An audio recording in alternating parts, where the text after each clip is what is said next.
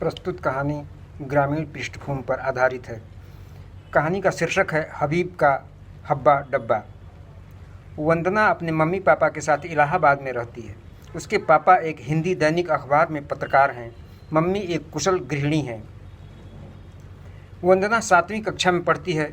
वह अपने mummy papa को बहुत प्यार करती है। वैसे भी उसके पापा पत्रकार होने के कारण लोगों से बातचीत करने में बहुत ही कुशल एवं मृदुभाषी हैं।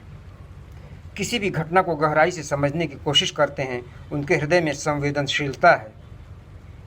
स्कूल में गर्मी की छुट्टियां होने पर वंदना अपने मम्मी पापा के साथ आज गांव जाने के लिए रेल में बैठ चुकी है। 5 घंटे बाद शाम के 4 बजे ट्रेन उसे उत्तर प्रदेश स्थित उसके गांव के रेलवे स्टेशन पर पहुंचा देगी, जहां से वह 15 किलोमीटर दूर अपने गांव जाएगी। रेलवे स्टेशन एक विकसित बाजार है, जहां आसपास के गांव के लोग अपनी आवश्यक खरीदारी करने के लिए तो आते ही हैं, ढेर सारे बच्चे भी वहां पढ़ने के लिए आते हैं। वहां अंग्रेजी माध्यम के कई स्कूल हैं, साथ ही डिग्री कॉलेज भी है। यही नहीं, बालिकाओं हेतु अलग से एक राजकीय इंटर कॉलेज भी है। वंदना के गांव से भी ढेर सारे बच्चे वहां पढ़ने के लिए आते हैं। 5-6 महीने पहले वंदना जब दीपावली के त्यौहार पर अपने पापा के साथ 3-4 दिनों के लिए गांव गई थी, तो उसने देखा था कि उसके गांव जाने वाली सड़क पर 2-3 जीप सवारियों को बैठा कर आती जाती हैं। ये जीप के ड्राइवर अपनी गाड़ियों में सवारियों को ठूंस ठूंस कर बैठाते थे। यही नहीं, कुछ लोग तो पीछे पाँवदान पर खड़े होकर या लोहे की राड पकड़े लटक कर जाने को मजबूर थे। वंदना और उसके पापा तो यह देखकर जीप से गांव जाने के नाम पर डर ही गए, क्योंकि इस हालत में तो कभी भी कोई व्यक्ति दुर्घटना का शिकार हो सकता था। फिर तो उन्होंने उस सड़क पर सवारियां ढोने वाले हबीब के तांगे पर बैठकर गांव जाना उचित समझा। रास्ते में वंदना के पापा के पूछने पर हबीब ने बताया कि वह इस सड़क पर पिछले 10 सालों से तांगा चला रहा है। पहले तो अच्छी कमाई हो जाती थी, परंतु अब जब से ये जीप वाले सवारियों को ठूंस ठूंस कर ढोने लगे हैं, उसकी आमदनी घट गई है। फिर भी जो लोग आराम से घर पहुंचना चाहते हैं, वे उसके तांगे पर बैठते ही हैं। भगवान की दया से रोजी रोटी चल ही जाती है। बातों ही बातों में हबीब ने वंदना के पापा को बताया कि वह चाहता है कि अब तांगा चलाना बंद करके वह भी कोई पुरानी जीप खरीद ले और इस सड़क पर चलाए, क्योंकि ज़माना अब बदल गया है। लोग समय की कीमत समझने लगे हैं, इसलिए सबको घर पहुंचने की जल्दी रहती है। हबीब के मुंह से यह सुनकर वंदना के पापा बोले, तब तुम भी तो अन्य जीप वालों की तरह ठूंस ठूंस कर ही सवारियां बैठाओगे। यह सुनकर हबीब कुछ पल के लिए गंभीर हो गया, फिर मुस्कुराते हुए बोला, भैया जी, मैं तो ऐसा कभी नहीं करूंगा। सीटों पर जितने व्यक्ति बैठ सकेंगे उतना ही बैठाऊंगा। और हाँ, मुझसे जीप में सामान की तरह ठूंसे गए लोगों में पीठ पर बस्ता लादे पसीने से तरबतर बच्चों की दुर्दशा देखी नहीं जाती। मैं तो उन्हें सीटों पर आराम से बैठा कर ले जाऊंगा, ताकि वे हंसते खिलखिलाते रहें। यही नहीं, मैं उनके किराए में भी रियायत कर दूंगा। हबीब के यह विचार तब वंदना के पापा को बहुत अच्छे लगे थे। गांव के घोड़े तागे पर से उतरते समय हबीब ने कुछ रुआंसा होते हुए पापा के कानों में धीरे से कोई बात कही। उत्तर में वंदना के पापा ने कहा, हबीब भाई, तुम इस बात की बिल्कुल चिंता मत करो। जब तुम गाड़ी खरीद लेना तब हमको एक पत्र लिख देना, मैं तुम्हारी समस्या हल कर दूंगा। फिर वंदना के पापा ने जेब से अपना विजिटिंग कार्ड निकालकर हबीब तांगे वाले के हाथ पर रखा और वह उनको अभिवादन करके तांगा लेकर चला गया। 2 महीने बाद ही जनवरी माह में डाकिया पापा के नाम आया एक पत्र दे गया। वह पत्र हबीब तांगे वाले का था।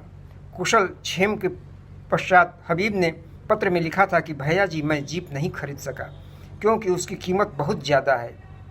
हाँ, मैंने स्वयं ही अपनी सूझबूझ से एक हब्बा डब्बा बनाया है, जिसमें डीजल इंजन फिट है। इसका डाला बहुत बड़ा है, सवारियों को ठूंस ठूंस कर बैठाने की ज़रूरत ही नहीं पड़ेगी। परंतु भैया जी, उसे सड़क पर चलाकर सवारियां ढोने में समस्या यह है कि जीप वाले मुझे बहुत ही डराते धमकाते हैं, क्योंकि ज़्यादातर सवारियां मेरे हब्बा डब्बा पर ही बैठने लगी हैं, जिससे उन्हें अब ठूंस ठूंस कर जीप में भरने के लिए सवारियां नहीं मिल पाती। आप एक बार यहाँ आकर मेरी इस समस्या का समाधान करा देते तो बड़ी कृपा होगी।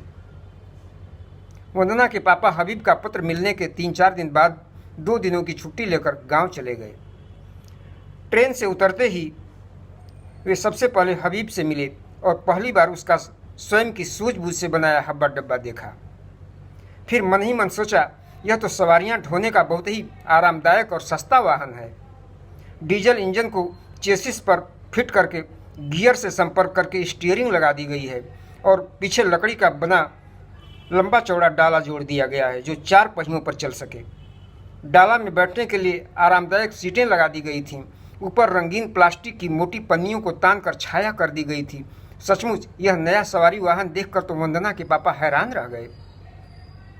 अगले ही पल वंदना के पापा हबीब के हब्बा डब्बा पर बैठ गए और उससे बोले कि इसे यहाँ के थाने में ले चलो, मैं दरोगा जी से तुम्हारी समस्या हल करा दूंगा, जिससे तुम बेफिक्र होकर सड़क पर सवारियाँ ढो सकोगे।